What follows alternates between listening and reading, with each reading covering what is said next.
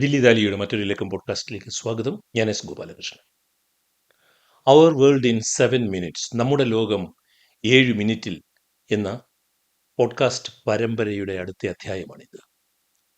രാജാക്കന്മാരുടെ രാജാവേ, നിന്റെ തിന്മ നിറയാതിരിക്കണേ.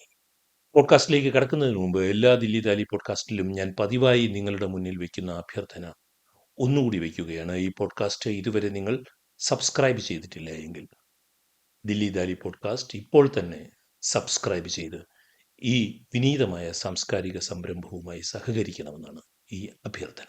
രാജാക്കന്മാരുടെ രാജാവേ, നിന്റെ തിന്മ നിറയാതിരിക്കണേ. അമേരിക്കൻ പ്രസിഡന്റിന് വെറുമൊരു പ്രസിഡന്റ് ആയാൽ പോരാ, അദ്ദേഹത്തിന് രാജാവാകണം. എന്നാൽ വെറുമൊരു രാജാവായാലും പോരാ, അദ്ദേഹത്തിന് രാജാക്കന്മാരുടെ രാജാവാകണം. ബൈബിൾ പുതിയ നിയമത്തിലെ വെളിപാട് പുസ്തകത്തിൽ രാജാക്കന്മാരുടെ രാജാവ് എന്ന നാമം യേശുക്രിസ്തുവിൻ്റെ ഉടുപ്പിനുമേലും തുടമേലും എഴുതിയിരിക്കുന്നു എന്നുണ്ട്. ജാതികളെ വെട്ടുവാൻ അവൻ്റെ വായിൽ നിന്ന് മൂർച്ചയുള്ള വാൾ പുറപ്പെടുന്നു. അവൻ ഇരുമ്പുകോൽ കൊണ്ട് അവരെ മേയ്ക്കും. രാജാക്കന്മാരുടെ രാജാവും കർത്താധികർത്താവും എന്ന നാമം അവൻ്റെ ഉടുപ്പിന്മേലും തുടമേലും എഴുതിയിരിക്കുന്നു എന്നാണ് ബൈബിൾ പറഞ്ഞത്. അങ്ങനെ ഒരു രാജാക്കന്മാരുടെ രാജാവാകാനാണ് ഡൊണാൾഡ് ട്രംപ് ഇറങ്ങിപ്പുറപ്പെട്ടിരിക്കുന്നത്. പോപ്പ് ലിയോ മാർപ്പാപ്പ യുദ്ധക്കൊതിയന്മാരായ ടൈറൻസിനെ, നിഷ്ഠൂര ശാസകരെ കുറിച്ച്, സ്വേച്ഛാധിപതികളെ കുറിച്ച് പറഞ്ഞതിന് തൊട്ടു പിന്നാലെ അമേരിക്കൻ പ്രസിഡന്റ് ഡൊണാൾഡ് ട്രംപ് വളരെ രോഷത്തോടുകൂടി പ്രതികരിക്കുകയുണ്ടായി. അതാണ് ഈ ലക്കം പോഡ്കാസ്റ്റിന് ആധാരമായിട്ടുള്ളത്. പോപ്പ് ലിയോ ഇങ്ങനെ പറഞ്ഞതിന് തൊട്ടു പിന്നാലെ മരിച്ചവരെ ഉയിർപ്പിക്കുന്ന ക്രിസ്തുവിൻ്റെ രൂപത്തിൽ ഡൊണാൾഡ് ട്രംപ് സ്വയം ചിത്രീകരിച്ചിട്ട് ഒരു ചിത്രം സോഷ്യൽ മീഡിയയിൽ പ്രചരിപ്പിക്കുകയും ചെയ്തു. അമേരിക്കയിലെ തന്നെ കത്തോലിക്ക വിശ്വാസികൾ എതിർത്തതുകൊണ്ടും ആ എതിർപ്പ് മനസ്സിലായതുകൊണ്ടും ഉടൻ തന്നെ ഡൊണാൾഡ് ട്രംപ് ആ ചിത്രം പിൻവലിക്കുകയായിരുന്നു. എന്നാൽ താൻ സവിശേഷ കാര്യങ്ങൾ ചെയ്യുവാൻ നിയുക്തനാണ് എന്നൊരു ധാരണ പുലർത്തുവാൻ, അങ്ങനെ രാജാക്കന്മാരുടെ രാജാവാകാൻ, ആത്മീയമായ അർത്ഥത്തിൽ കൂടി രാജാക്കന്മാരുടെ രാജാവാകുവാനുള്ള ഡൊണാൾഡ് ട്രംപിൻ്റെ ശ്രമമാണിത്. കഴിഞ്ഞ പാർലമെൻറ്റ് തെരഞ്ഞെടുപ്പ് കാലത്ത് ബനാറസിൽ വെച്ച് ഇന്ത്യൻ പ്രധാനമന്ത്രി നരേന്ദ്രമോദിയും ഏതാണ്ട് ഇതേ അർത്ഥത്തിലുള്ളൊരു വാചകം പറഞ്ഞിരുന്നു. താൻ സവിശേഷമായ കാര്യങ്ങൾ ചെയ്യുവാൻ വേണ്ടി ഭൂമിയിലേക്ക് അയക്കപ്പെട്ട ദേവാംശമാണെന്നും താനൊരു അവതാരമാണെന്നും സാധാരണ ഒരു മനുഷ്യജന്മമല്ല എന്ന മട്ടിലും നരേന്ദ്രമോദി ലോകത്തിനോട് പറഞ്ഞതും ഈ അവസരത്തിൽ നാം ഓർക്കേണ്ടതാണ്. ഇവർക്കെല്ലാം ജനാധിപത്യത്തിലെ പ്രസിഡന്റോ പ്രധാനമന്ത്രിയോ മാത്രമായാൽ പോരാ, അവർക്ക് രാജാവാകണം. അവർക്ക് വെറും രാജാവായാൽ പോരാ, രാജാക്കന്മാരുടെ രാജാവാകണം. വെറും രാജാക്കന്മാരുടെ രാജാവായാൽ പോരാ, ദേവാംശത്തിൻ്റെ ഭാഗമായിട്ടുള്ള രാജാക്കന്മാരുടെ രാജാവാകണം എന്നുള്ളതാണ് ഇവരുടെയൊക്കെ ആഗ്രഹം. പോപ്പിൻ്റെ മാർപ്പാപ്പയുടെ ആത്മീയ അധികാരത്തിന് ഏതാണ്ട് 2000 വർഷത്തെ പഴക്കമുണ്ട്. മനുഷ്യ ചരിത്രത്തിലെ ഏറ്റവും സുദീർഘമായ ആത്മീയ അധികാരത്തിൻ്റെ തുടർച്ചയാണ് മാർപ്പാപ്പയുടെ ഓഫീസ് എന്ന് പറയുന്നത്. എന്നാൽ ലോകത്തിനുമേൽ പണ്ടുണ്ടായിരുന്ന അധികാരം ഇപ്പോൾ ഈ ആത്മീയ പിതാവിന് ഇല്ല എന്നുള്ളതും നാം തിരിച്ചറിയേണ്ടതാണ്.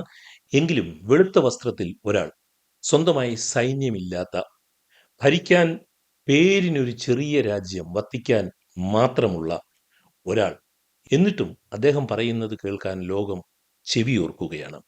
ലോകമാകമാനമുള്ള കത്തോലിക്ക മതവിശ്വാസികൾ വിശ്വസിക്കുന്നത് ഒന്നാമത്തെ മാർപ്പാപ്പ യേശു ശിഷ്യനായിരുന്ന പത്രോസ് ആണ് എന്നാണ്. എന്നാൽ ലോക രാഷ്ട്രീയ അധികാരത്തിനുമേൽ പോപ്പിനും പോപ്പിൻ്റെ ഓഫീസിനും സ്വാധീനമുണ്ടാകുന്നത് മധ്യ കാലഘട്ടത്തിലാണ് എന്നത് നാം ഓർക്കണം. നമുക്കത് അറിയാവുന്ന കാര്യമാണ്. അതിൽ ക്രിസ്തുവർഷം 500 മുതൽ ഉള്ള ഏതാണ്ട് 1000 വർഷക്കാലം അതിശക്തമായ സ്വാധീനം യൂറോപ്പിലെ രാഷ്ട്രീയത്തിനുമേൽ ക്രിസ്തീയ സഭയ്ക്ക് ഉണ്ടായിരുന്നു.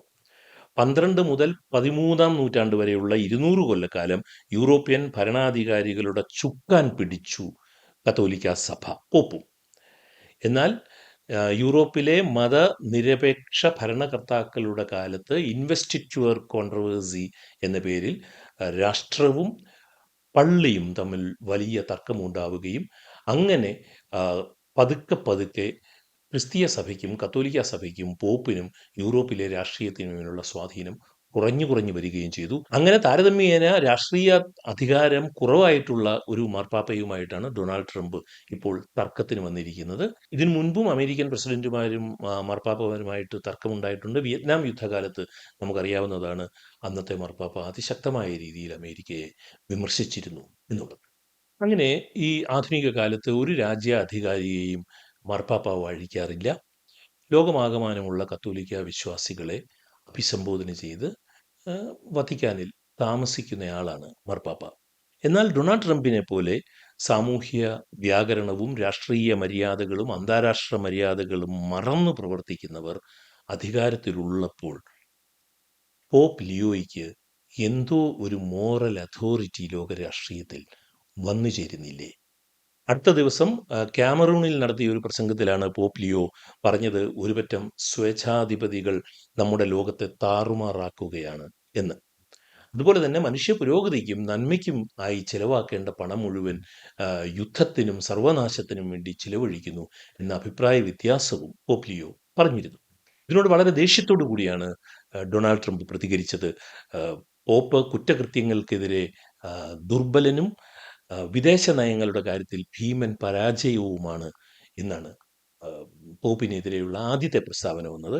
അതിനുശേഷം ഡൊണാൾഡ് ട്രംപ് CNN ലേഖകരോട് സംസാരിക്കുന്ന സമയത്ത് ഇറാന് ഒരു ആണവ ബോംബ് ഉണ്ടാക്കുവാൻ പിന്തുണയ്ക്കുന്നയാളാണ് പോപ്പ് എന്ന വലിയ നുണയും ഇട്ടുപിടിക്കുകയുണ്ടായി.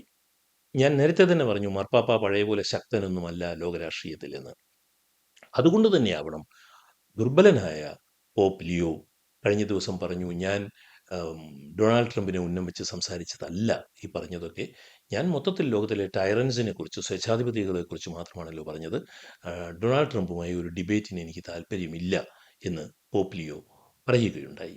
അപ്പോൾ ഈ തർക്കത്തിൽ ആര് ജയിക്കുന്നു, ആര് തോൽക്കുന്നു, ആര് പിൻവാങ്ങുന്നു എന്നുള്ളതൊന്നും അല്ല പ്രശ്നം.